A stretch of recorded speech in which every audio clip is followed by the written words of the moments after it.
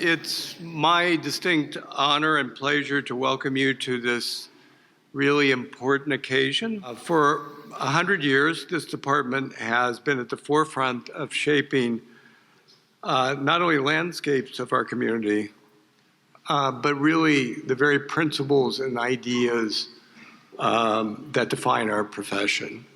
I would argue that there's been no other department in the world that has launched so many important ideas in the profession and the discipline of landscape architecture.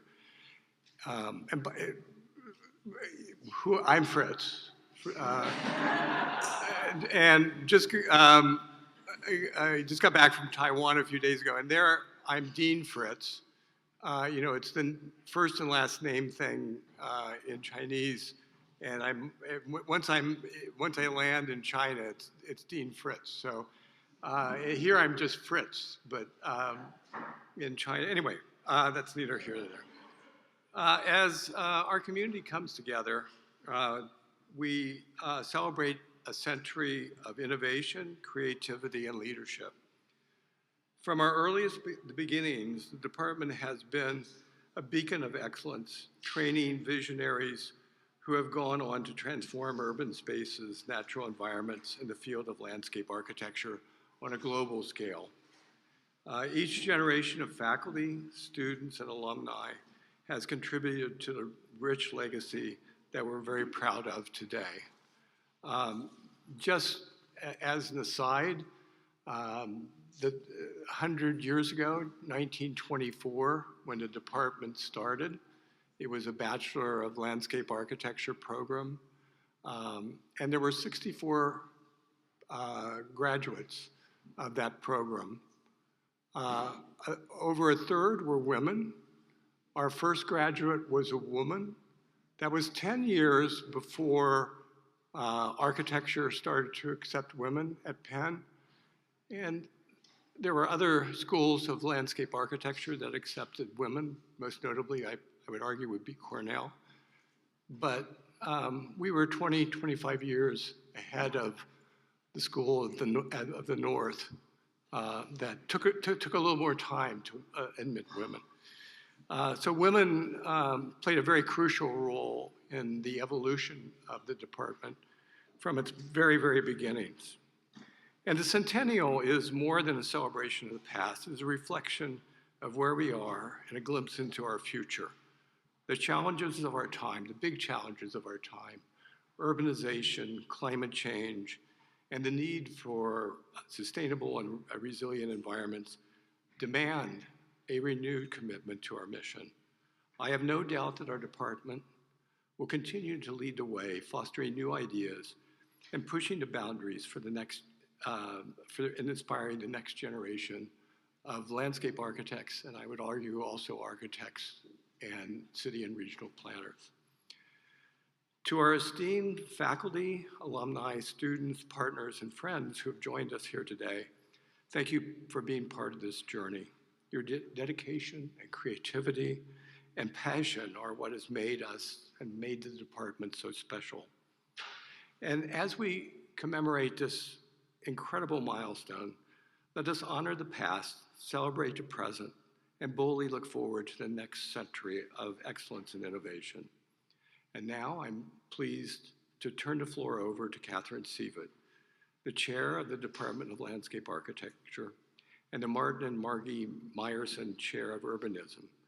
Catherine is also the co-executive director of the Ian McHarg Center for Urbanism and Ecology, and the creative director of our LA Plus journal. She's the successor of Richard Weller, professor and co-founder of the Ian McHarg Center, who served in this role from 2013 to 2022. For those of you who don't know Catherine, she joined Weitzman in 2023. She's both a registered architect and landscape architect.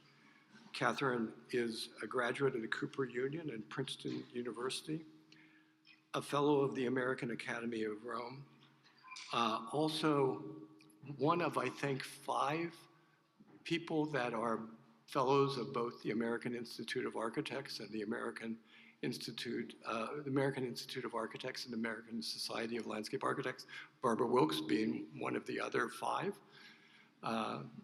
So 40% of the people that are both fellows are part of our department. Catherine was also a recipient of both a Fulbright and a Graham Foundation grant to do research in Brazil. So we're thrilled to have Catherine as part of our department here at Weizmann. So we'll turn it over to Catherine. Thank you so much, Fritz, for that introduction, and welcome to everyone, students, alumni, faculty, staff, and friends of the program. I'm Catherine Seavitt, and I have the honor of serving as the Meyerson Professor of Urbanism and the 7th Chair of the Department of Landscape Architecture here at the Weizmann School of Design. I especially want to make a few thank yous here to our dean, of course, our department administrative staff, Eric Barada, Aaron Abzarni, and Ray Zarate, for their amazing support, the operations team under the direction of Carl Wellman and Sandy Moscow, and the entire Office of Development and Alumni Relations for all they have done in preparing for this occasion. It's quite extraordinary to mark this centennial occasion here in Meyerson Hall, flanked by extraordinary student work from 1967 on each side of our projection. My great thanks and hats off to Bill Whitaker of the Architectural Archives here at Penn for his generosity in curating this exhibition with us for this occasion. Ask him anything. Thanks are also due to 2 of our MLA students, Nitya Patel and Shubhra Goel, who aided in designing and hanging the student archive work here and in the upper gallery. These are the great mappings of the Delaware River Basin, executed by students of Ian McHarg during their graduate studies here at UPenn.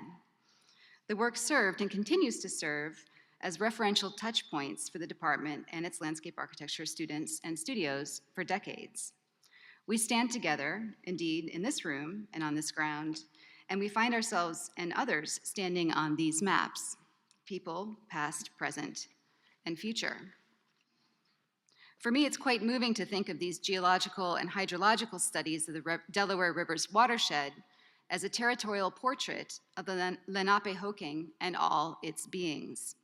We live, we work, we study, and we draw on this ancestral homeland and territory of the Lenape peoples. As members of an educational community, we're obligated to know the histories of dispossession that have allowed the University of Pennsylvania and our department, now in its 100th year, to grow and thrive on this vibrant terrain. As designers and thinkers, we endeavor to build in ways that lead toward justice, and we are committed to working to dismantle the ongoing consequences of settler colonialism. As the saying goes, like these young men standing on this ladder, I stand on the shoulders of giants. In 1924, the Department of Landscape Architecture was established at the University of Pennsylvania with Robert Wheelwright as its first appointed chair, appointed by the Dean of the School of Fine Arts, Warden Powers Laird. Wheelwright was the founding member of the American Society of Landscape Architects, co-founder and editor of the journal Landscape Architecture, and a prominent landscape architect in New York and Philadelphia. In a 1924 letter to the New York Times promoting the new program in landscape architecture, he wrote, in quotes, "There is but one profession whose main objective has been to coordinate the works of humans with pre-existent nature, and that is landscape architecture," end quote. Wheelwright would serve as chair until 1924, when he enrolled in the draft. The program was suspended during World War II and then reestablished as an undergraduate and then a graduate landscape architecture program in the new Department of Land and City Planning in 1951 with the arrival of a new dean, G. Holmes Perkins. In 1954, Perkins invited Ian McHarg to UPenn to start a new graduate program, and McHarg would officially become the chair of the Department of Landscape Architecture in 1957, serving through 1986. Ann Whiston Spurn, a graduate of the program and a close collaborator at Ian McHarg's office, WMRT, Wallace, McHarg, Roberts, and Todd, served as chair from 1986 through 1994. John Dixon Hunt, from 1994 through 2000. James Corner, from 2000 through 2012. and Richard Weller from 2013 through 2022, with Sonia Duppelmann serving as its interim chair for 2 semesters. I arrived in the fall of 2023 and on the eve of this very important anniversary.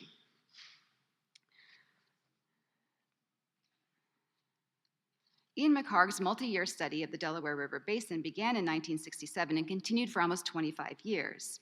In 1969, he published his groundbreaking Design with Nature, the massively influential book that both describes and prescribes a design practice rooted in ecological systems. The book echoes Wheelwright's statement of program objectives and nature, but McHarg brought it to the space age. McHarg's method of layering environmental data in maps was intended to help designers understand existing natural conditions and inform design decisions. On the 50th anniversary of the publication of Design with Nature, the Weitzman School of Design launched the E.L. McHarg Center for Urbanism and Ecology with a symposium and a publication of the new book, Design with Nature Now. Housed in the Department of Landscape Architecture, the McHarg Center is a transdisciplinary platform for design and planning research that supports the future of the Earth. The center funds and broadcasts original scholarly research, convenes students and practitioners, and awards the annual McHarg Fellowship. We're grateful to the leadership of our advisory board, led by our board chair, Cindy Sanders, many of whom members of the board are here with us this evening and tomorrow. And I thank them for their support of our faculty and student research, and I'd especially like to thank Henry Meyerberg, Joyce Ann Presley, and Olin for their sponsorship of this Centennial event. Along with Design with Nature Now in 1969, the astronaut Michael Collins gives us a photograph of the moon, the Earth, the Apollo 11 lunar module, and all the beings of the world, except him as photographer. McHarg's straw man was the astronaut, but also, interestingly, the naturalist. 100 years earlier, in 1869, we find Isaac Burke's pressed ballast plant specimens. Here, Cypress flavus, an inventive plant specimen collected at Kane's Point along the Delaware River. Tomorrow, we'll seek to unpack our program's ecological underpinnings, our household of nature, with the Landscape Futures Symposium, sliding along the scalar extremes and examining the Earth through the lens of the astronaut and the lens of the naturalist. We are welcoming 9 wonderful guest speakers, along with many of our department's faculty members. Tomorrow's symposium will be bookended by a keynote talk by Ann Spurn, and with a closing keynote by the climate author, Jeff Goodell. And of course, this evening, we're delighted to have Jim Corner here as our keynote speaker. But before we bring him up to the stage, let's do a little centennial thinking. What happened in 1924? Here are some notable events from that year. W.E.B. Du Bois, no stranger to Philadelphia and UPenn, published The Gift of Black Folk, and Sarah Bernhardt wrote The Art of the Theater. Andre Breton launched his Surrealist Manifesto. Agatha Christie wrote The Man in the Brown Suit. Jimmy Carter and James Baldwin were born. Frank Kafka and Joseph Conrad died. In 1924, the games of the 8th Olympiad were held in Paris, France, with this image of swimmers diving into the start of the first heat of the 4x200-meter relay semifinals in the Terrell's Water Sports Stadium in July 1924. This summer, after a massive cleanup costing $1.5 billion, athletes dove into the Seine at the start of the men's triathlon of the Paris 2024 Olympic Summer Games at the Grand Palais Pont Alexandre III. Swimming and bathing in the Seine had been banned since 1923, when the river was deemed unsafe. Pollution of the air, water, and soil is still on our minds. From the astronaut's perspective, this 65-centimeter refractor telescope was installed at the Berlin Observatory in Babelsberg, Germany in 1924, the first of its kind.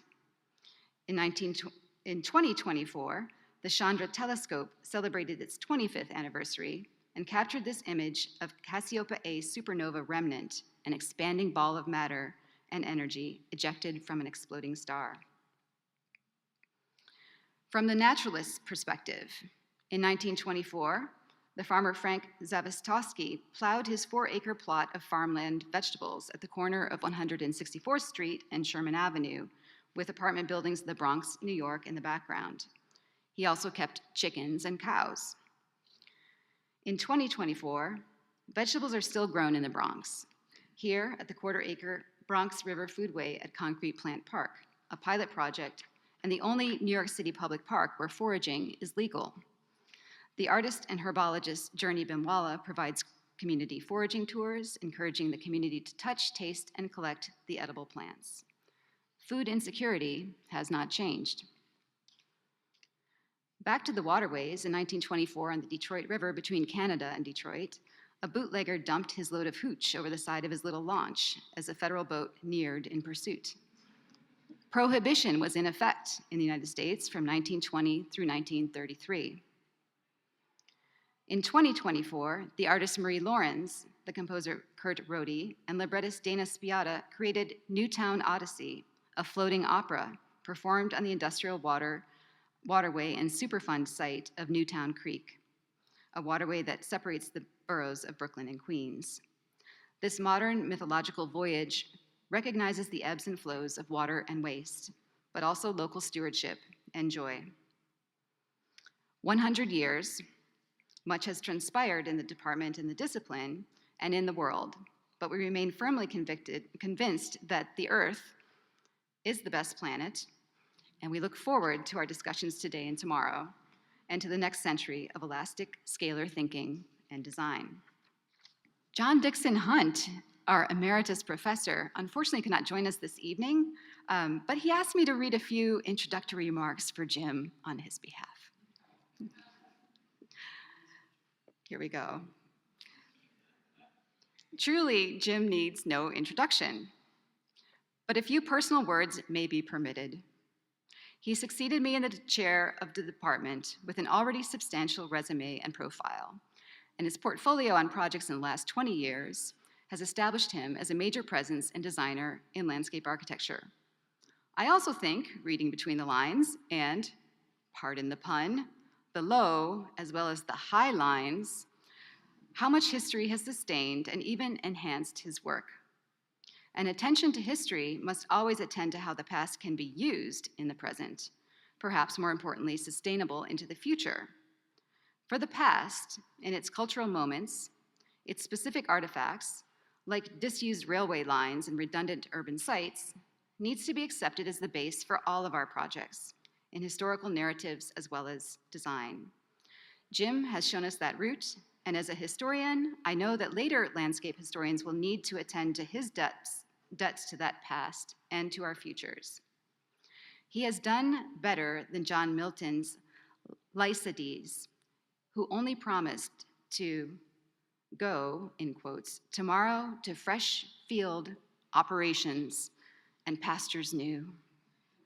Jim Corner has recovered landscape. I'd like to now welcome our Associate Professor, Chris Marcinkoski, who will do a quick introduction of Jim. Thanks so much. I will be quick. Thanks everyone for coming. My name is Christopher Marcinkoski. I'm an associate professor in the department, and I've been part of the standing faculty since 2010, actually first coming here to teach in 2005. So somehow I've been here for 1/5 of this 100 years in some form or other.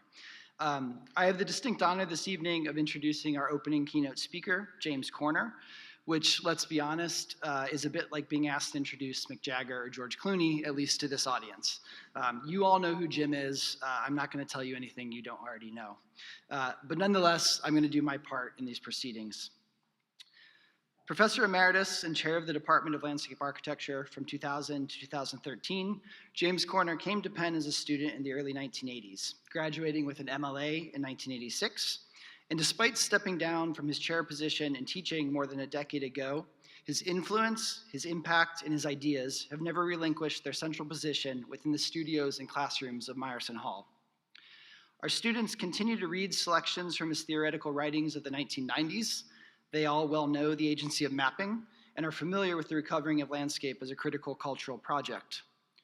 Our students study the early work of his practice, field operations, including projects like Downsview Park, Fresh Kills, and the High Line, And they make pilgrimages to more recent work like Tongva Park in Santa Monica, the Low Line in Miami, Domino Park in Brooklyn, and Presidio Tunnel Tops in San Francisco. And upon graduating, these same students apply, often en masse, to his office, hoping to secure a position in New York or San Francisco or London or Shenzhen or Philadelphia. I recognize this strong desire to work with Jim as someone completing their graduate studies, having felt a similar pull some 20 years ago, albeit coming from a very different institution and a very different discipline. Then, like now, Jim Corner's work has always been motivated by two things in my mind: ideas and physical design. As he's argued throughout his career, it is through the critical imagination where the practice of landscape architecture can serve as an ideal medium for those two things, ideas and physical design, to come together. The professional awards that Jim has accumulated over the years are frankly too copious to enumerate, but I will highlight his National Design Award from the Cooper Hewitt, his 2023 Design Medal from the American Society of Landscape Architects, and his recently secured Sir Geoffrey Jellicoe Award from the International Federation of Landscape Architects, that being that organization's highest honor. Since Jim's departure from Penn a decade ago, there's been a great deal of renewed attention paid to the legacy of Ian McHarg. Yet I would suggest an equally compelling question to pose would relate to the arc of Jim's career and where his work has had the greatest impact. Is it in his writings, agitating and provoking an entire discipline to move towards greater intellectual criticality and pedagogy and professional leadership in the shaping of the built environment? Or is it in the work of his practice, where the early novelty of approaches to reclaiming shuttered landfills, rail lines, and formerly industrial waterfronts for public occupation led to such approaches becoming widespread, if not entirely commonplace? Or the idea of organizing entire new cities around landscape frameworks, rather than roads and buildings, landscape frameworks whose productivity could be measured both ecologically and socially? Or is his work's greatest impact in his decades of teaching that produced leading practitioners and scholars throughout the US and globally, not to mention the second generation of leadership now taking the reins of his practice? I suspect the answer here is simply yes, it's all of those things. So while I never formally studied under Jim, as many of you did, I do feel fortunate to still be able to call him a mentor. But more importantly, we're all fortunate as a department and as a school and as a discipline to have him as an advocate and a champion for the work that we do. Work that would look very, very different without the disciplinary ground that Jim has been relentlessly cultivating over the last 4 decades. I'd like to conclude this brief introductory remarks with a quote from our department's most recent past chair, Richard Weller. This quote is taken from Richard's afterword to Jim's collected writings presented in the Landscape Imagination. Weller writes, quote, "Corner's landscape architect is one who would both intervene in the symbolic order of things and simultaneously affect real socio-ecological change in any given place. For Corner, this is not prescriptive, ideological, or utopian. This is just what good design should do," end quote. With that, please join me in welcoming James Corner back to Meyerson Hall and Penn.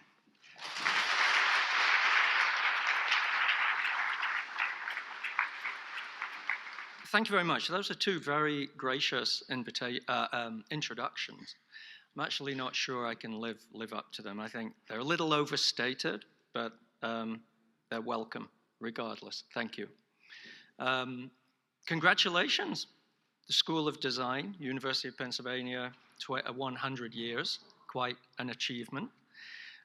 It's nice for me to be back in this building. I come very infrequently these days, but for probably, I was trying to calculate, probably for 25 years, I came into this building practically every single day.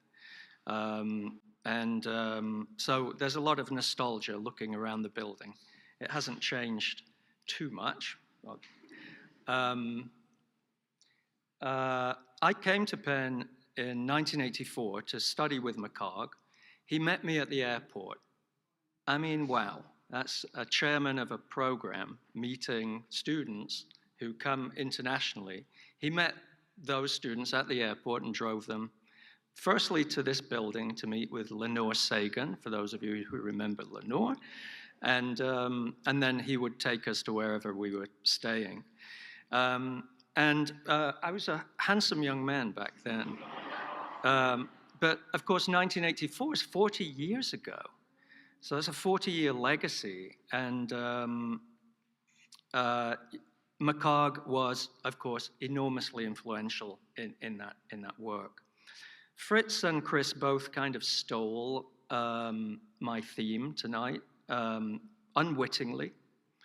But you both spoke about the interplay of ideas with design practice, or theory and practice. And that's really the theme I want to play on this evening, because that is what I think distinguishes this program of landscape architecture from any other program in the world. The intensity of theoretical research on the one hand and ideas, and on the other hand, the attention paid to design practice, to the tools and techniques for advancing design. It began with McCarg. Design with Nature is both a manifesto and a toolkit. It spoke to big ideas, but it also spoke to techniques around which environmental planning could proceed. Anne Spirn had the good sense and graciousness to invite me to start teaching here in 1989. But she said to me without any hesitation, if I wanted to retain my contract, I needed to do research. I needed to publish, and I needed to, quote unquote, advance the field. She was very good at reminding all of the faculty that they have an obligation not only to teach, but through their research, their writing, their work, to do something to try to advance some aspect of the field. Of course, she did that very well herself. The Granite Garden is a seminal book around the world. It's still in publication and is widely read.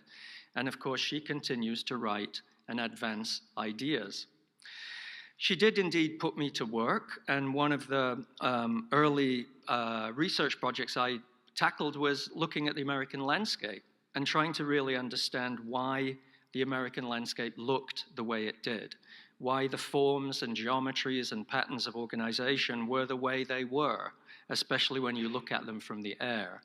And so working with an aerial photographer colleague and friend, Alex McLean, together we flew across the country many times looking at landscapes and taking photographs and looking at the relationship between photography and maps and trying to really understand why the American landscape is so distinctively formal in the way that it is, and what are the ideas underlying those geometries, and so on. So many of you will be familiar with this, and that of course led to then a book, Recovering Landscape. But Fritz Steiner too has been a very active thinker over the decades and has published many, many books with fresh ideas to do with how to bring nature back to cities, how to work ecologically, how to think ecologically. A lot of his books have been very popularly read and distributed around the world. John Dixon Hunt, there's too many books to squeeze on one slide. This is just a handful of them.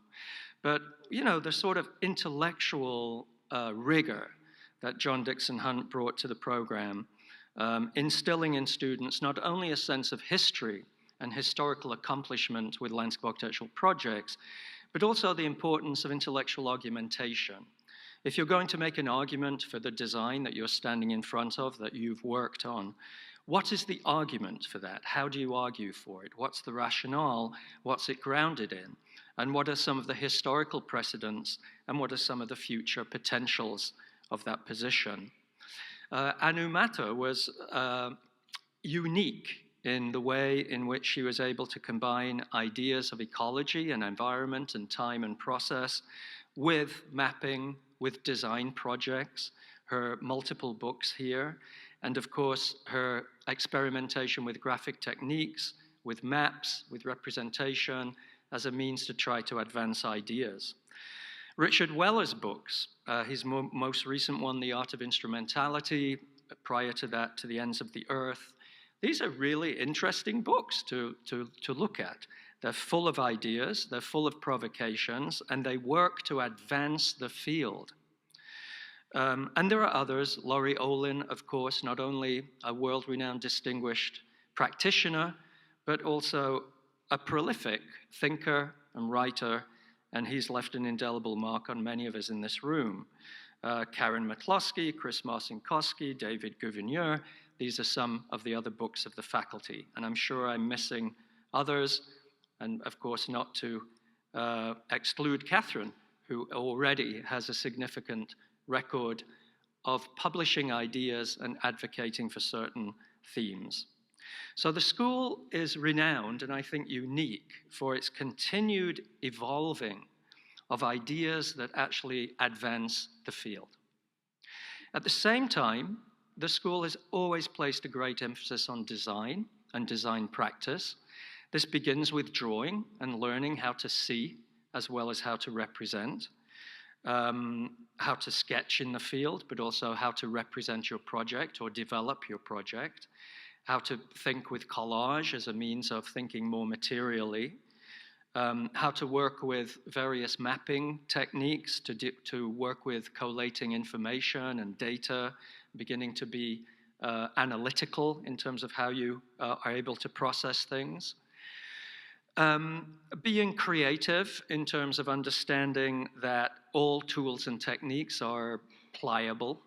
The unfolding of the global map here from being a sphere into a series of trapezoids, which allow you to actually position the geography and the politics of the world in a different way. Thinking about ecological systems and how ecological systems grow and change and evolve and become more complex. Even getting our hands dirty, field ecology trips, working in nurseries and with horticulture, understanding in terms of how projects get made and how projects get built, and sometimes how a good sense of horticulture is important, whether it's in the field or how we do documentation, planting plans, or earthwork site and grading plans, or technical details, and increasingly now digital modeling, working with the computer and with three-dimensional modeling to begin to think more fluidly about how we design the tectonics of our work, the physicality of it, the topographical characteristics of it, the performative aspects of it, how well it performs and works, working with physical models and taking digital models into the physical world, as well as having a really strong sense of material and detail, a sense of how things get put together, the teaching and education of craft, and finally building and beginning to see projects built and realized from the dirty and the early days of the first machines on a site and beginning to move earth around to actually how a project then is finished. This is the Domino site on the East River. And finally, how a project is occupied, what John Dixon Hunt often referred to as a project's afterlife, how a project actually assumes a life long after the designer has left. So this synthesis of ideas, thinking, thoughts, conjecture, intellectual research, along with project making, undergirds the history of this department in different ways, under different types of leadership, different emphases, different sense of direction. But no matter where you begin, the relationship between thinking and project making has been absolutely integral. Richard Weller is standing here with his great park project, this big global wrap of continuous geography in an effort to allow ecosystems to connect and for wildlife migration to be more workable. And if you go back 27 years, Landscape in Process documents the students' work here. We have 27 years now. You could flick through these. They're sort of interesting. If you go back to some of the earlier ones and look at what's going on today, you will see this continued effort to continue to advance ideas and thought alongside design projects. Now, having said that, our office is nearly 100 people, practically 100 people, And I was counting that roughly 75 of those people, so 75%, are Penn graduates. Now, remember, we're a very selfish practice. We don't want to hire people just because they went to Penn. We want to hire people that can do good work. And I'm very proud of the team that we have, because they're each very, on the one hand, very sociable. One of the things about Penn's Department of Landscape Architecture is it is a very sociable place, and people really like to get along and collaborate and work together and be friendly and have fun. But they are also characterized by a thoughtfulness. They bring a lot of thought to the work. And they know the references. They know the history of the field. They know certain projects. They know a number of case studies. And they bring a way of thinking about how to address a new project in a fresh way. But at the same time, they're highly skilled. You look at a Penn student's portfolio, it is complete in terms of projects that work at different scales, small scale, mid-scale, large scale, that go from image and what a project might look like all the way through to how it might be detailed and made and built. The digital modeling skills are extraordinary, and the techniques of representation and communication are extraordinary. You look through a Penn student's portfolio and that's what you see. So the students that are here, you're in a very, very good program. It has a great legacy, and it's moving forward too in a very similar direction, evolving skilled thinkers and practitioners for the future. Now, towards that end, in the office, we started a few years ago a little booklet at the end of the year. The booklet was supposed to be fun. It was just an end-of-year gift for people in the office. And we said each person in the office, including admin, would have a spread, and they had to choose one image and one title or one caption to stake out their position on a particular theme. And we began with positions on nature, and then on cities, on resilience, and more recently on sense. And it was just supposed to be fun, but everybody, of course, takes it very seriously. And the pages are really quite interesting. You start to look at positions on nature, for example, and of course, there's the usual, to be expected, perhaps references to nature as wilderness or nature as green, bucolic landscape. There's romantic ideas of landscape as something that has a very temporal dimension, not only being born and blooming, but also decaying and dying. There's a notion that there's always layers of time embedded in natural processes. There's not only the benevolent nature, but also the threatening nature, the nature that really doesn't care, the tornadoes, the earthquakes, the droughts. Nature at a massive scale, nature as something perhaps trying to warn us of the doom that lies ahead on this planet if we don't take some measures to be better stewards of the earth. The mycorrhizal sense of nature, the smallest things working hard to produce healthy environments. The others, if you will, the non-human species that make up the world of nature. Processes of nature, this bee is a pollinator, of course, filled with pollen here, moving around, fundamental to the success of both agriculture and biodiversity.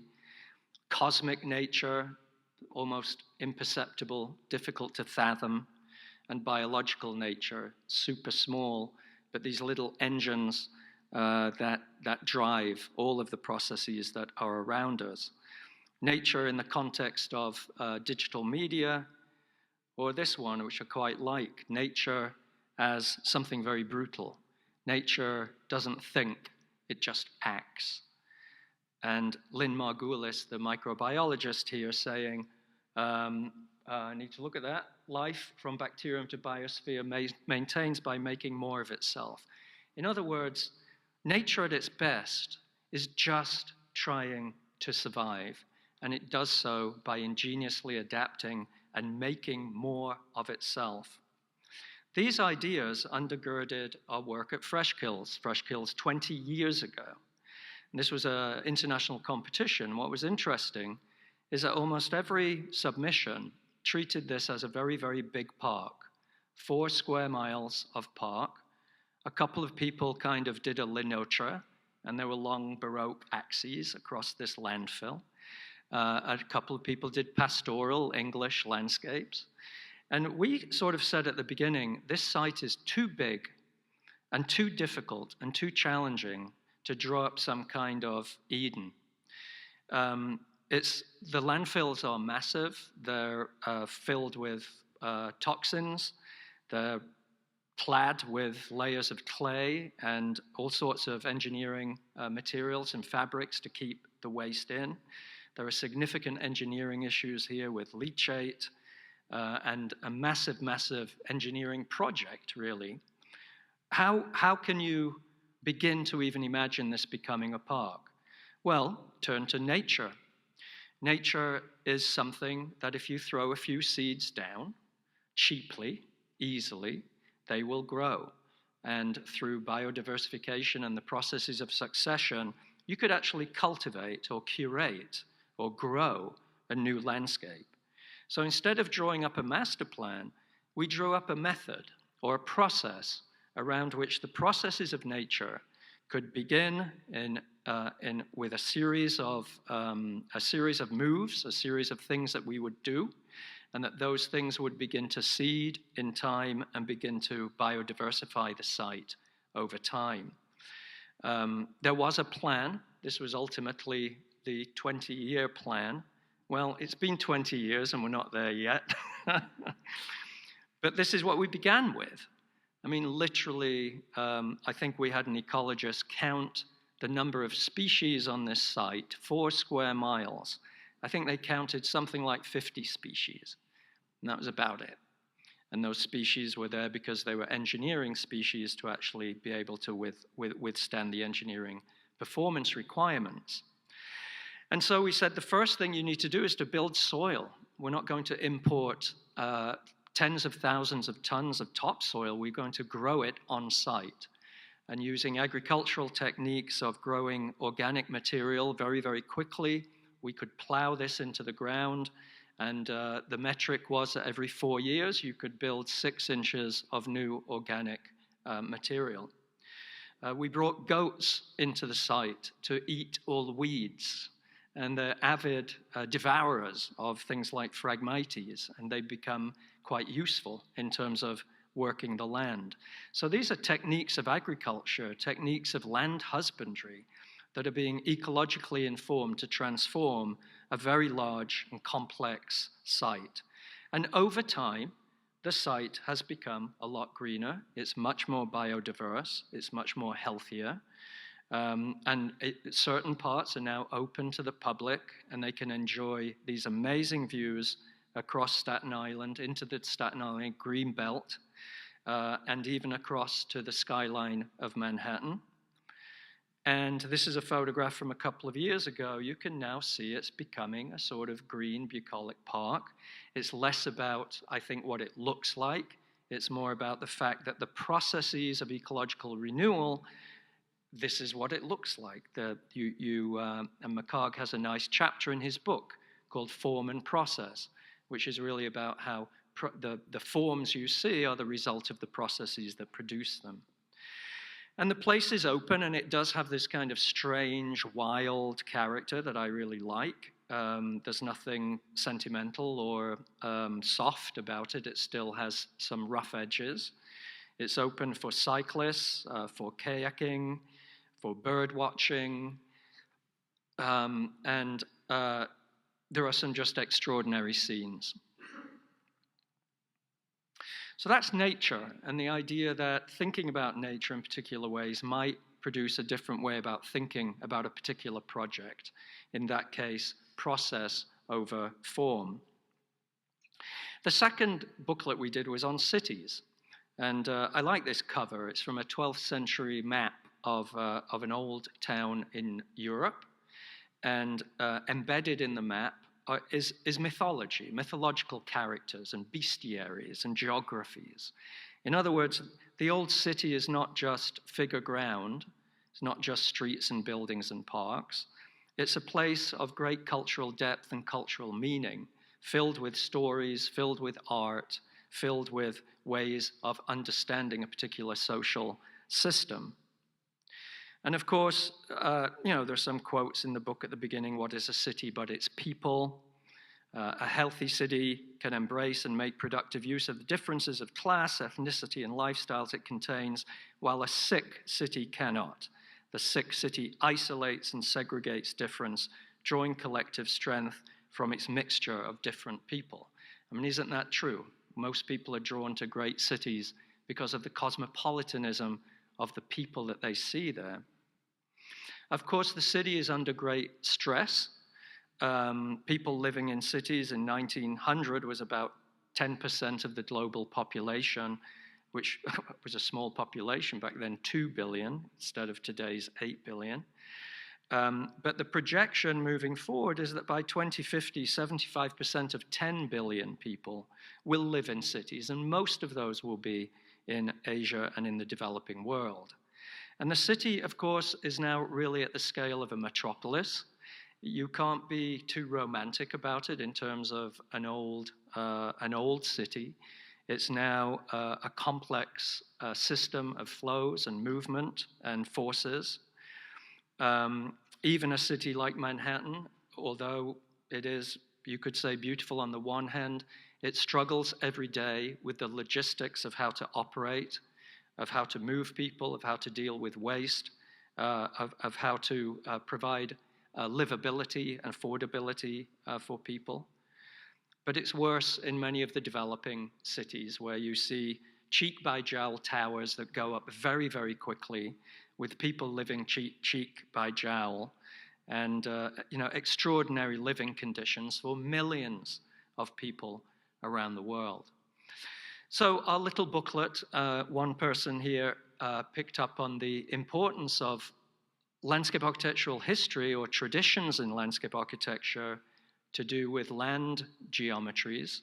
On the one hand, Haussmann's Paris being informed in many ways by the work of Le Notre at Versailles, or certain golden garden cities being informed by the pastoral park tradition of the English 18th century.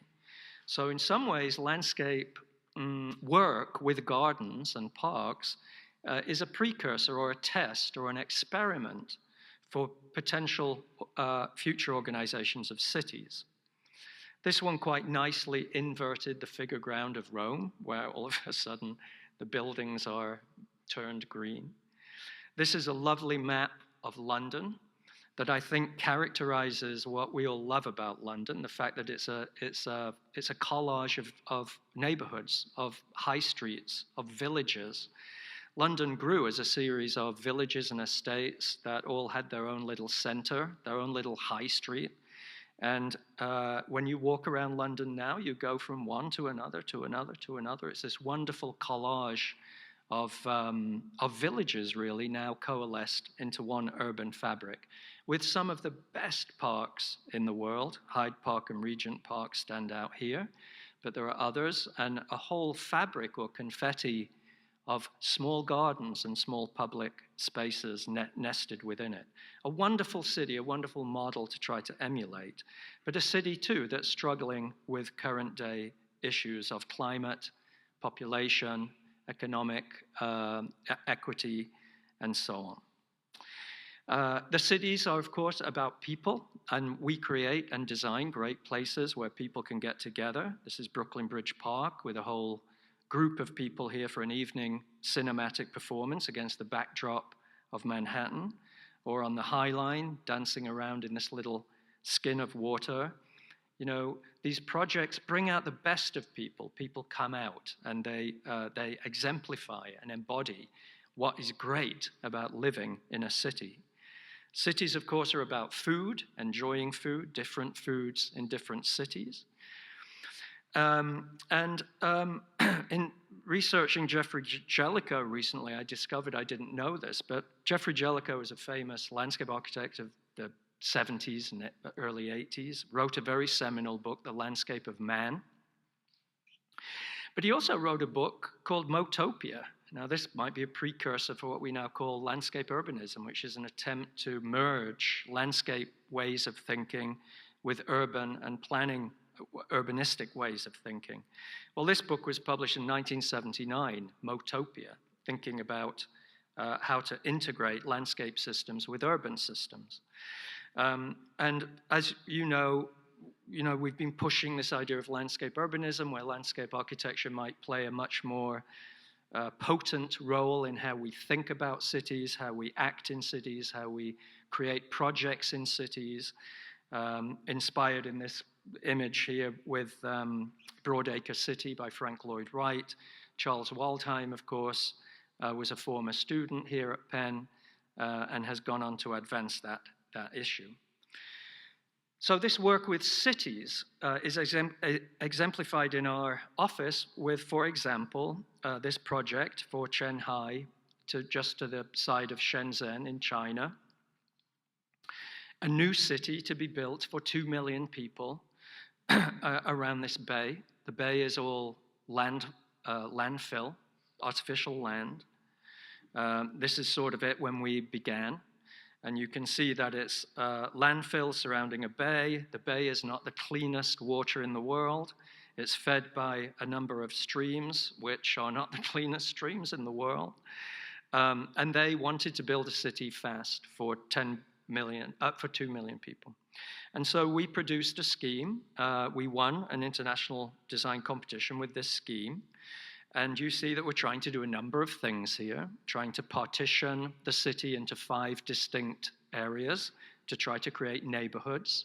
Each of those neighborhoods has a different block structure to enforce a different scale of building, a different scale of form. The little orange objects are really the transit hubs that circle around the entire 5 districts. And the green fingers are really big parks, big recreational parks that are also water treatment engineered landscapes. They're sort of modeled so that they're 3-dimensional. They're working with water at the upper end, and then the water slowly filters through this landscape. It filters through a series of terraces, and these are planted in such a way that biologically the water is slowly, its water quality is improved. And at the same time, those 5 parks form addresses, or they give frontages to each of the 5 quarters of the city. And each of those quarters is identified, the block structure is identified, and then we even had the audaciousness to actually plan how the buildings would actually be programmed, at least as a metric in terms of a ratio. But we developed this technique from forestry management. If you look at the way a forest is managed as a series of time-based programs, that process informed how we thought about generating built form. These are early renderings. None of these buildings are ours, but they're just there to indicate the built potential of the place. And this was an aerial photograph in 2019. Practically all of the infrastructure is built. Last year, this is another photograph of one of those quarters almost fully built out. And in the foreground is one of the green parks, one of the green fingers. And at the same time, we developed a sustainability matrix for this city. So we called it a scenic city, a livable city, and a sustainable city. And then there's a series of metrics around which that the logistics for the future planning and maintenance and running of the city is programmed into this matrix. We had a series of roof gardens and urban farms for the production of food locally, algae farms for the production of energy, and a whole study on alternative mobility systems as distinct from cars. So that's a lot of work for a landscape architect, right? Big city, 2 million people, and we're still kind of at it. But it's important because these developing countries are building so fast, so big, so quick, that if we can find techniques to help them build a little bit more of a compact and an organized way that makes the city more humane, more walkable, gives it scale, grain, texture, then I think we're doing them a service. Another project, just very quickly, could be Seattle's waterfront. This viaduct you see separated the city from the waterfront. It's been pulled down now, and we're now restoring that into a new tree-lined street and a magnificent new promenade along the waterfront with redesigned piers that now provide public use and public amenity. It all began with an urbanistic planning diagram that brought clarity to how the different neighborhoods could relate to the waterfront. And through a variety of planning and urban design techniques, we're now seeing the whole thing built. In fact, this project is opening next week. It's called Overlook Walk. It's a massive sort of landform built from concrete, but there's a park on top of it. But it connects the historic Pike Place Market to the aquarium and the waterfront and to the new Pier 48. Prior to this, you could not get from the market or from downtown to the waterfront. There was literally no access. So this is a really big urban move to totally transform and totally open up the waterfront for people to access and to get down to it. And another urban project along the lines of City might be Domino on the East River, this old derelict but iconic series of buildings along the river. This was what we were looking at as a sort of abandoned and derelict site, working to plan and design that now, suggesting to the developer that they push the buildings back 250 feet from the water's edge, which at first he almost fired us because he's only obligated to keep them back 40 feet. Why would he give up all that land? But we convinced him that if we created a great park, it would add significant value to the buildings behind. And indeed it has, and he's thrilled. He's so thrilled, in fact, he paid Lego to build a Lego model of the park, and he gave that to his children for Christmas. But, you know, this is a major, major park. It's got a lot of challenges to be able to get from where we began to getting it implemented, a lot of work to convince people to do certain things, but it's enormously popular and it's public. People from deep in the neighborhoods come all the way and they're made to feel welcome. There are always people there at any time of day, and there are a lot of amenities that people can come out and enjoy, as well as some atmospheric effects like moss, fog, and mist, and how it's lit up and activated at nighttime, and how certain events bring a certain drama. So those are cities. And then a couple of years ago, we did resilience. And of course, resilience is a big issue too, and very topical, given not only the COVID pandemic and issues of human health, but also planetary health and the challenges of climate and the challenges of resource management. Men argue nature acts. You know, we really have to understand nature does not give a shit about us, right? I mean, it does its own thing, and we are just along for the ride. And Greta Thunberg here, I want you to act as if the house is on fire, because it is.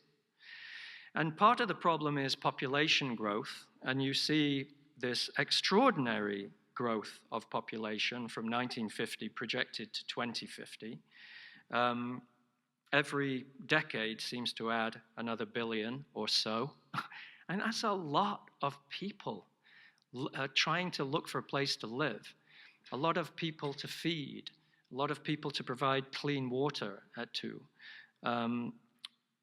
a lot of people to deal with waste and pollution. And this is the ultimate sort of doom chart. Everything that's rising here is basically waste, pollution, or the number of people on the planet, and everything that's falling are all of the renewable resources, clean water, air quality, food, arable land. It's a pretty pessimistic outlook. And towards that end, Tom Friedman in the New York Times wrote a really powerful piece, How We Broke the World. And part of what he says here is that in the past 20 years, we've been steadily removing man-made and natural buffers, redundancies, regulations, and norms that provide resilience and protection when big systems, be they ecological, geopolitical, or social, or financial, get stressed. We've been recklessly removing these buffers out of an obsession with short-term efficiency and growth, or without thinking at all. At the same time, we've been behaving in extreme ways, pushing against and breaching common sense, political, financial, and planetary boundaries. Wow, pretty powerful stuff. Well, you know, nothing's changed. There's wildfires galore. There's drought and aridity in some of the places of the world that can least afford it. Still hurricanes, which are now getting bigger with massive, massive storms, extreme weather events. There's a real challenge with agriculture in years to come, with the deterioration of arable land, and the capacity to be able to feed ourselves. And so our little booklet on resilience does have a number of rather pessimistic takes by people in the office. You know, sort of asking the question, where are we going? What's going on? Storms, fires, earthquakes, floods, tsunamis. But there's also a few pages in the book that speak to certain clues about how we could adapt. For example, the way barnacles have extraordinarily soft interiors. When they're covered with water, they open up, and those soft interiors feed. And when the water recedes, the barnacles close and they become protective. So it's like an adaptive organism that is functioning to survive.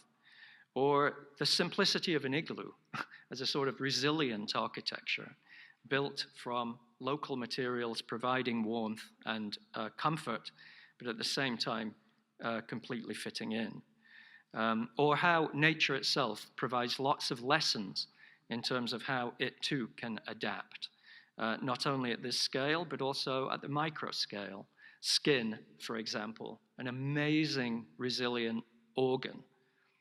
It can deal with you in the cold by closing all pores, not letting out any liquids for evaporation, and consolidating the warmth in your body. And when you're hot, all the pores will open up, you begin to perspire, you start to cool down. Extraordinary adaptive organ that we can learn from. Even the dreaded coronavirus has its own sort of beauty in terms of how it functions, how it adapts, what its sort of physical material properties are in order to give it the efficacy that it has. Or murmuration and patterns in nature that are highly adaptive and highly dynamic. Around about that time, we had installed an installation at the National Building Museum called Icebergs. And this was really intended as an educational installation for people to come, in this case, under the sea and into the underworld of the iceberg. It's built as sort of a big net mesh that captures light from the building, and it has a top side and an underside, and it was really an extraordinary exhibition in terms of experience, but also each iceberg had on it a series of stories or facts about climate change and the deterioration of the ice packs. And it was really extraordinary and quite inspiring in terms of how people reacted to it. Shanghai, the city I just showed, the parks are designed as resilient systems. They are parks in the traditional sense that you can come into these parks to play, to stroll, to enjoy, to have performances and events. But prior to that, they're functional systems with a whole series of designed wetlands and terraces and habitats that ensure that these are self-sustaining, self-adapting landscapes over time. And this is it, built and open. And you can see here a series of the water gardens, processing the water and filtering it into the channel, but also places where people can come and touch water and experience water, places where people can play, where people can stroll, a series of boardwalks over the marshes that have educational value as well as scenic value, but significant ecological biodiversification. Again, this site, a little bit like Freshkills. If Freshkills had 50 species at the beginning, I bet this had maybe 3. It's now got tens of thousands of species of all sorts, and it's an extraordinarily dynamic place. Washington, D.C., this was the flood of 2019. The floods come in through the tidal basin. If you know the tidal basin, it's where all the big monuments are. And that's one of the gaps where the floodwaters come in and flood the National Mall. It's getting flooded practically every other year. It's a real issue. And this is the tidal basin. You can see the various monuments here, the Washington Monument, the Jefferson Monument, FDR, MLK. This is Jefferson, this is the Roosevelt. It's got the famous cherries that go around the perimeter of the basin. But this is it today. Every single day it is flooded with tidal change. It's a combination of rising sea level and sinking land. Washington was built on a marsh for some reason. So it sinks, and it's sinking. It's part of the problem. And we were invited to think about this. And again, a little bit like Freshkills, instead of doing a design, why don't we try to address the real issue, which is the head in the sand denialism that climate change is even a problem. You see this thing. No news is good news today, and everyone's head's in the sand. Or, climate change hoax. So because we're in Washington, D.C., we have to deal with the politicians. We thought that we would develop 3 scenarios as a means of provoking a conversation and provoking some intelligent thought around the inevitability of change here. This is not a static landscape. So the first scenario, we said, let's curate entropy. Let the whole thing go. Let it turn into a marsh. Let it continue to have the tidal floods. Let's build a big elevated ring where the public can walk around and watch this landscape transition in time. We did these beautifully melancholic renderings to sort of show these stormy skies and this sense of melancholy or loss. And here's poor FDR beginning to become a ruin, but there is beauty and poetry in ruins. And this is a view of the FDR on a sort of low tide day with the walk above, and then when the tides come in and it floods. So that what you would start to see in this scheme is nature playing itself out inevitably and having a certain poetry to do with ruination, with loss, with decline, with melancholy, with entropy. The next scheme was like, let's put $1 billion into it and build an island archipelago, a totally new landscape. Building a whole series of islands. Here we let the Potomac River flood the entire area. The islands are then protecting the memorials that are inside the islands. You get around this like you do in Venice with a series of boats and little bridges that connect onto the islands. And again, it's a little bit more of a perfect solution if you could afford it. Preserving the monuments in more beautiful and beautiful gardens on a sort of riverine landscape with a series of boats and bridges. And the third solution, protect and preserve. The idea that if we were to build a new park along the Potomac and that park becomes an earthwork or a levee, that levee would be substantial enough to keep the floods of the Potomac out and would be sufficient to actually allow for the preservation and restoration of the tidal basin. And so what you see is a picture-perfect tidal basin with the picture-perfect monuments, but now you also have a new park along the Potomac with buildings underneath, visitor centers underneath, new elevated overlooks, and a really sort of beautiful Potomac River Park that functions as a park, but also is water protection. This we call protect and preserve, and it allowed us to present the three ways of thinking about the inevitability of change. Do you sort of put up the walls and protect? Do you let nature just take over? Or do you do a total transformation? A similar thing in San Francisco. San Francisco Bay is subject to enormous floods as well as social inequity in terms of housing. So all of the poor people live in the flood zones. And we developed this project called the South Bay Sponge, which has to deal with how to deal with flood water, but also how to allow for new building, new development, new housing and new transit, integrated with new ecological systems. I think you might have all seen a lecture a year or so ago by Megan and Sarah on the Baltimore Middle Branch project. This is a terrific project in terms of not only simply, creating public spaces and new parks, but also dealing with issues of equity, issues of how people are authentically engaged and how they are authentically given opportunities to participate in the local economy as well as in being able to access the water for different uses. And at the same time, it's a massive ecological restoration project, and a similar thing for Rotterdam. Finally, I think I've got time, positions on sense.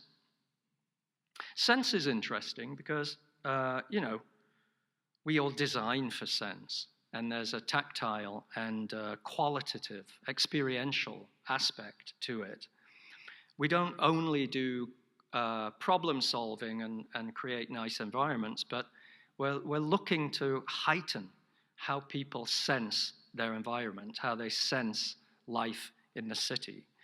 Merleau-Ponty writes, the body is our general medium for having a world. The world is the natural setting of and field for all my thoughts and all my explicit perceptions.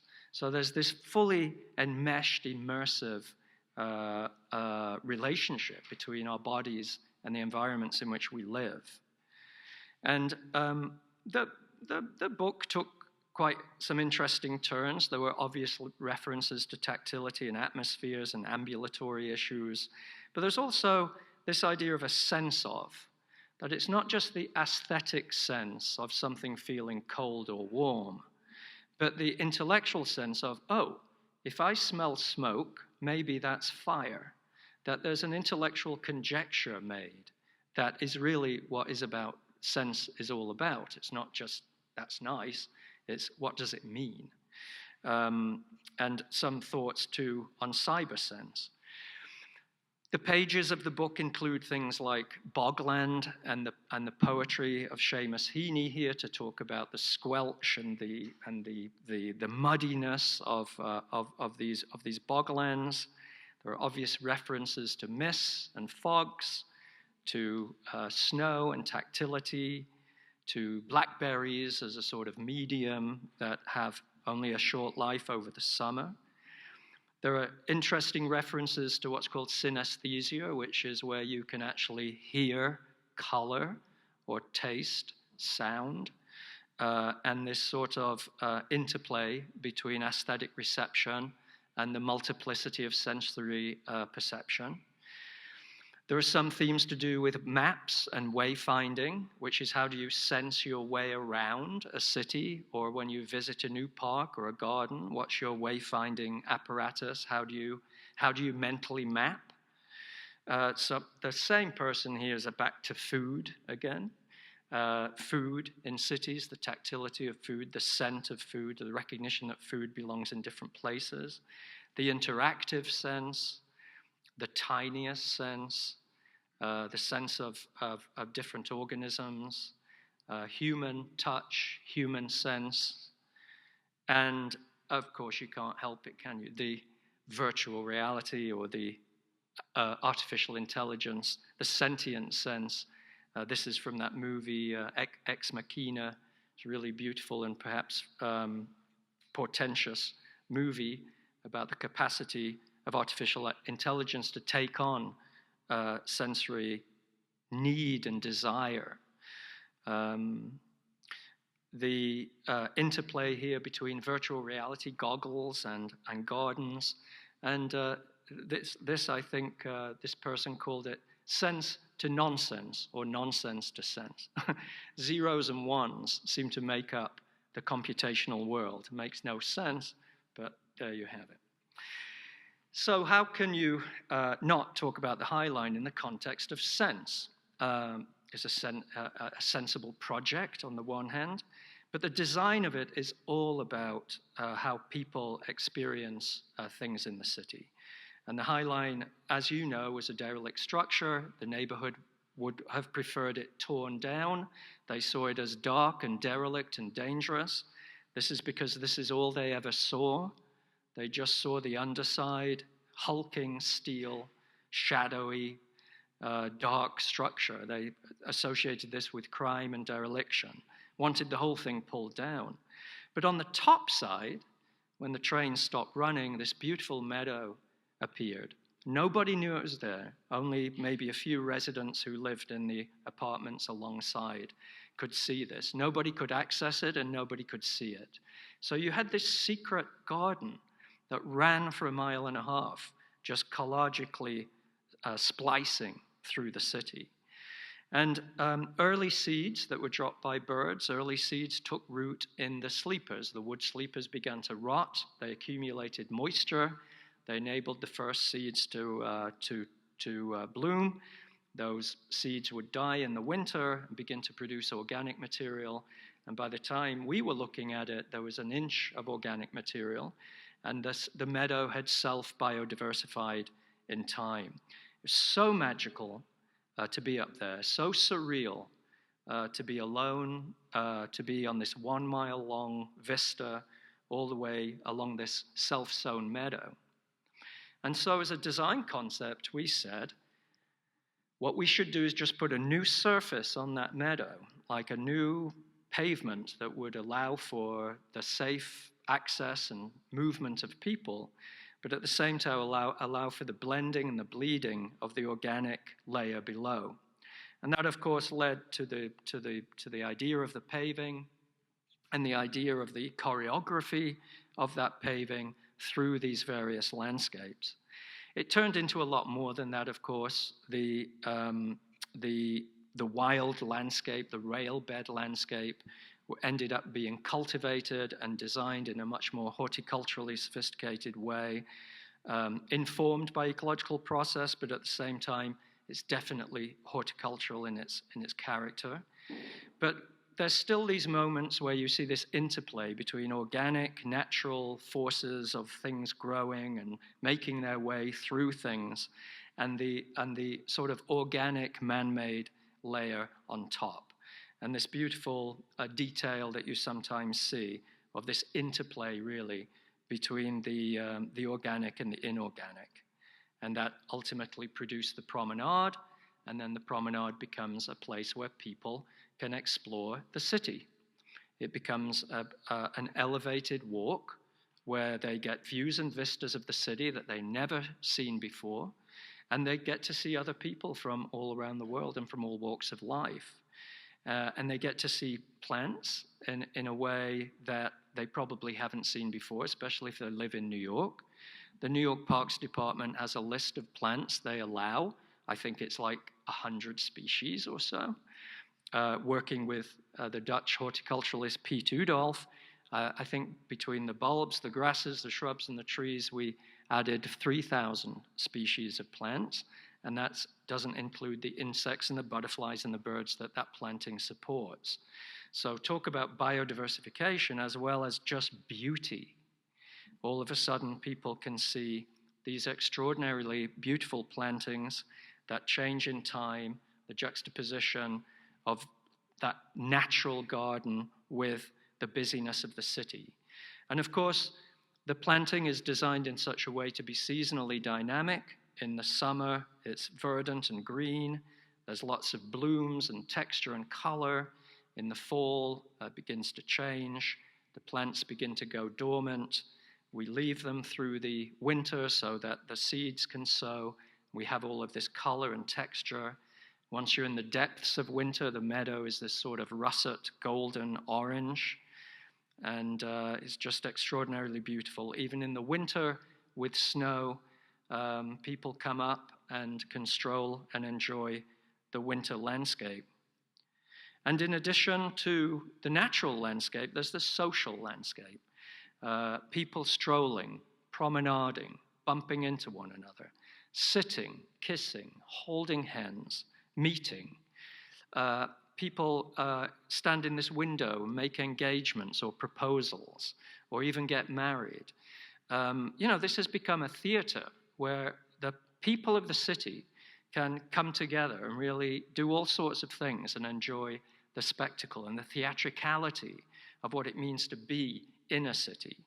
So the design of these windows, of these frames that allow you to look out and look back up, the overlooks that look, in this case, over the preserve, the juxtaposition of the High Line with old buildings and old passageways and old terraces which you can kind of peep into voyeuristically. The tactility of a skin of water where people can put their feet. And then there's the eventfulness on the High Line, things that we sort of anticipated but never really foresaw the scale and the order of magnitude of the community coming out to enjoy different foods from around the world. This was Ethiopia weekend. Or students from the Fashion Institute of Technology doing a fashion show and a catwalk. Or people from the neighborhood coming and enjoying a dance and a festival. Or a choir coming out to sing. Or this was the famous opera that was performed on the High Line. It's just an absolutely extraordinary project that really is about sense at the end of the day and how you sense your way about the city, how you sense life in the city, how you sense nature in the city, and how you sense other people in the city. We often like to say it really is about the voyeur and the exhibitionist. The voyeur kind of, is looking around, maybe even hiding. The exhibitionist is right out there for display and they're showing off. And you have this wonderful dialogue between people. That's part of the design, it's part of the intention in terms of the scenography, the choreography, the scripting of the journey. One other project, I'll close with this, but it's the Presidio in San Francisco, another project about sense. This is where the Presidio is built out over a series of freeway tunnels to connect down to the bay. And we said at the very beginning, design should not shout here. This shouldn't be about a design that you go, wow. This should be about the setting. This should be about a place where you can stand and turn 360 degrees, get this extraordinary panoramic view across the bay, across the city, and back out towards the Golden Gate Bridge. So it's about a very careful sense of place that is actualized through the design. You can see here right in the middle, that's the Presidio Park being drawn out over the tunnels. These are the tunnels being built, and that freeway being realigned through the tunnels. That freeway that you see in the foreground is now removed. It's now become part of the park. Here you see the freeways again, or the tunnels being built, and what you need to imagine is the park being built over that. This is a sort of a before and after with that park being built out. Now, what I want to sort of showcase here is that this is, even though it's not design in a sense of wow, as if the park itself is the object. No, the object is the setting. The object is the context. The object is what you're seeing. It is still highly designed. It's not just an open field. And using sophisticated modeling software, which my pen-trained team in the office are very good at, we were able to actually model and sculpt this in such a way and work with the engineers and work with the various forces to begin to look at how this landform could be sculpted and made and built, sectionally, how it overpassed the tunnel, and then finally how it would be technically achieved, especially given that this is an earthquake zone. And we have this big earthwork now that is modeled and then made and built and provides extraordinary places for people to meet, to overlook the view. It looks really simple, but the design is quite complex and sophisticated. And you enjoy this sense of place. All of the planting is native and grown on site from the same genetic material from in situ plants. And they grow to be quite extraordinary and unique to the place. And a little further inland, you have this woodland that captures all the fogs. So that even the planting program here has an intentionality with regards to being sensitive to capturing that sense of place. And then looking out across the bay, we have these big sculpted sort of pieces of furniture modeled after driftwood, if you will. They're absolutely massive. They line the walk. People love to sit and lie on them. But again, these were highly designed pieces, quite difficult to model, quite difficult to actually manufacture and make, and take the care to attend to all of those little details. And this is where I want to end, because I feel like if I stop now, I've left you with the impression that all of these things are big things. They're all big projects. But at the end of the day, hidden, nested in all of them is a care for detail and a care for that human scale sense. Whether it's the feet in the water at the High Line, or these little tidal pools on the New Gansevoort Peninsula on the Hudson River.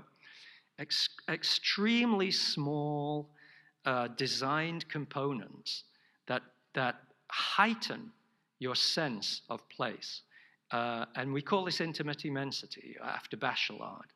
The idea that there's intimacy in terms of how you feel and how you touch, but it's related to the immensity of the setting that you're actually in, whether that's in the Hudson River Valley or in the San Francisco Bay.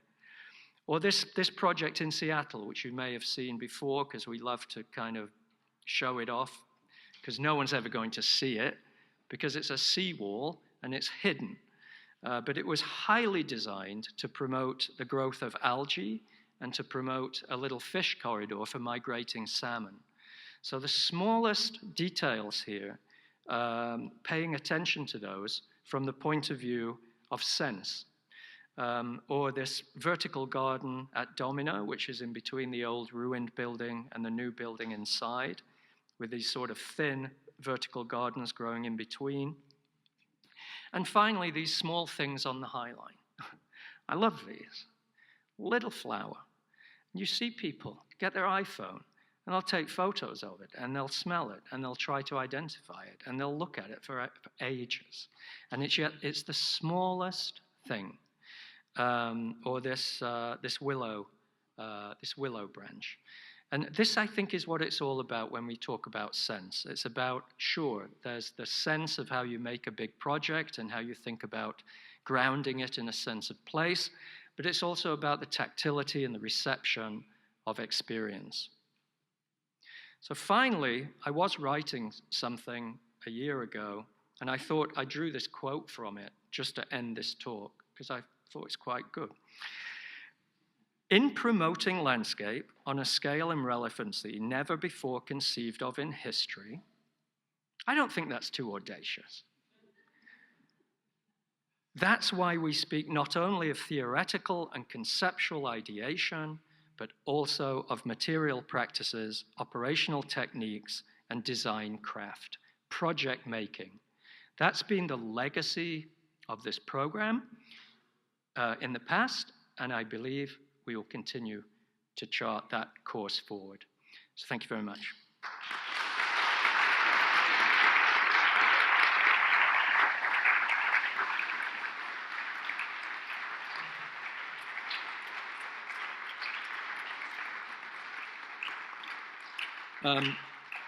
I think I was asked if I would take questions.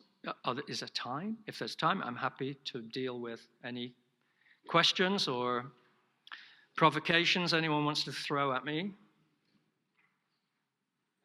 Oh, David, there you are. Very, very simple. Thank you. This amazing ovation a zillion times.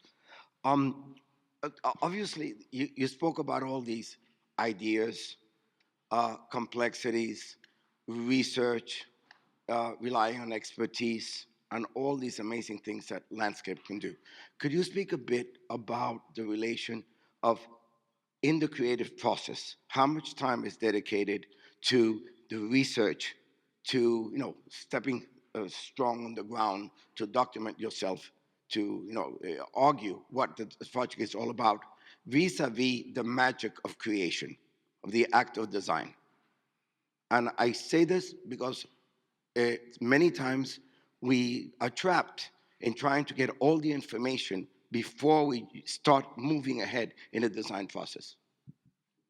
Well, it's a complex question. A long answer if I wanted to make it. I'll try to be very short. But as a landscape architect, every site we deal with is different. It's typically in a unique situation. It might even be in a totally different environment from what we're used to here in Philadelphia, say. So, of course, there has to be significant research and acclimatization to the place that you're working. There also has to be a sort of immersion with the people of the place, because they all have stories and takes. And it's interesting that different people see the world in different ways. So you have to be receptive to that. And all of that can inform then how you approach the design and how you promote the argument for the design. And I mentioned at the beginning John Dixon Hunt's banging the table that everybody has to have an argument, because otherwise you don't get anywhere. It's not a defensive or an arrogant argument. It's a rational argument where you can say, because I visited this place and I saw this and I experienced this and I met these people and they said this and da-da-da-da-da, that's your research in a sense. You're beginning to lay out the ground rules for the beginning of the project. But the second part of this is don't wait until you feel you've done all of this to start, because you could actually start with a design proposition that's pretty intuitive to begin with. Understanding that a design proposition will iterate into different versions through time. So you can begin, you can show it to somebody, and they'll have some feedback. And it allows you to then make the next iteration, and the next iteration, and the next iteration.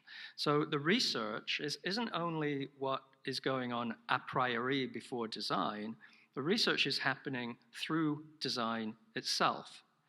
I mean, those students that worked with Anu will remember that she was pretty fastidious about using drawing and design to think through a project. You don't do all the thinking at the beginning and then draw it up. You actually have to start a project to then discover what it might be, and to be fluid and flexible and elastic enough to evolve that project. So the act of design, whether it's drawing or modeling or collecting precedents or images, whatever it is you're doing to get those creative juices going, I think you should begin that earlier, because that's where a lot of the research actually really takes place. You like that? Okay. Yes, sir.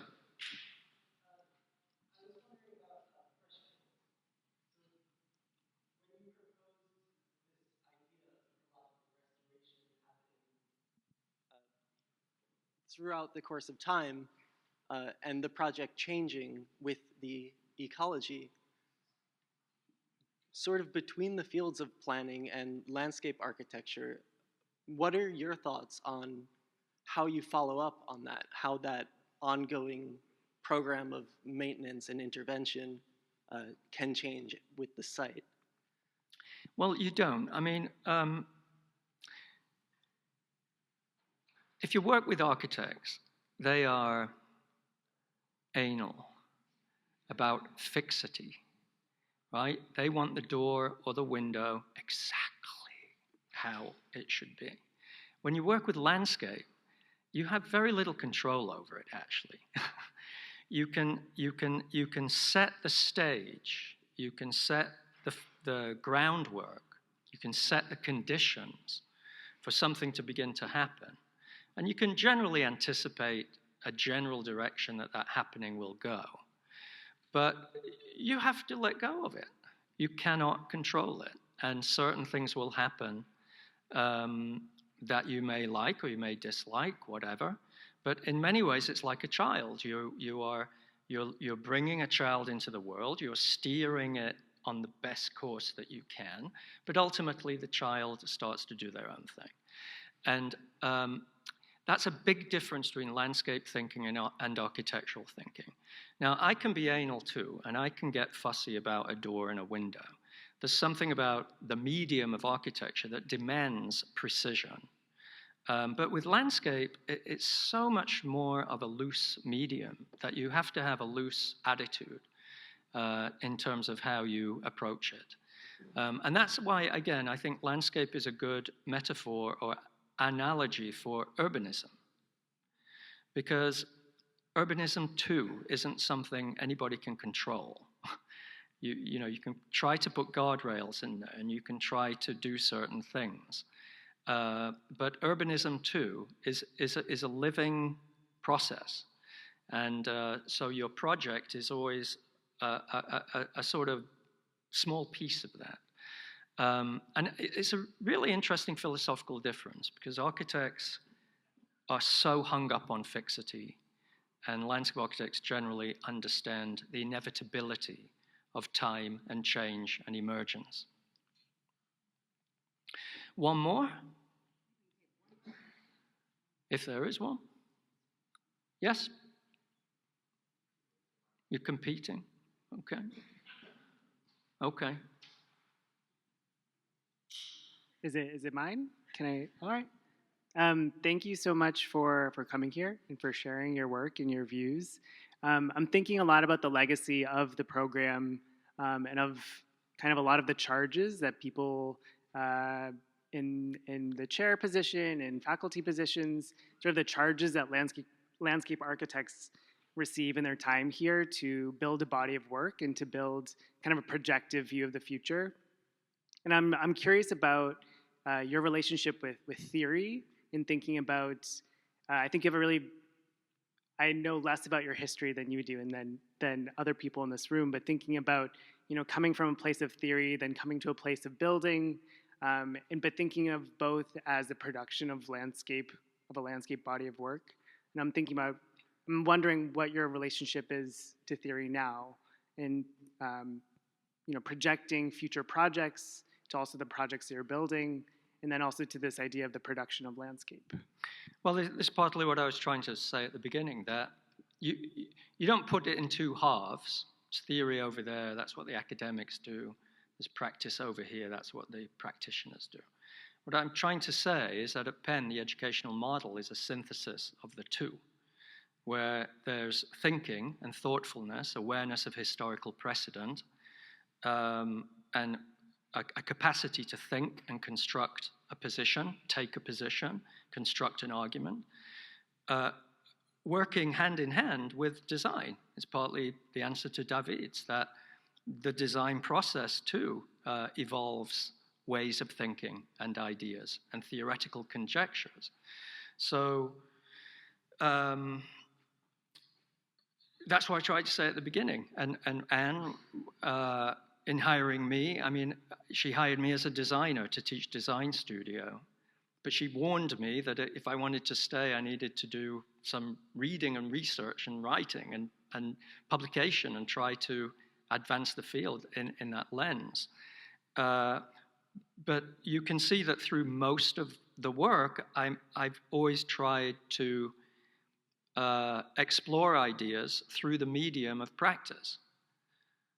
It might be an extremely theoretical form of practice. Some of our studio teaching took that direction, but I think it's a really fundamental union of understanding case studies, the reality of real projects and how they happen and how they get thought through, with current issues, current ideas, current thoughts, who's doing the thinking, and how does that inform and inspire the project. And I hope what I tried to paint was a picture of Penn, the legacy of Penn and the future of Penn is right on that trajectory, and it's quite unique. I think there are other programs of landscape architecture that are either highly vocational and are solely skill-based, or there are others that are venturing off into random exercises with mapping or whatever endlessly that just doesn't add up to a project. So that's what I hoped to convey. Okay. Okay. Just a huge thank you to Jim for joining us this evening. If you have more questions for him, maybe he'll take them on the fly.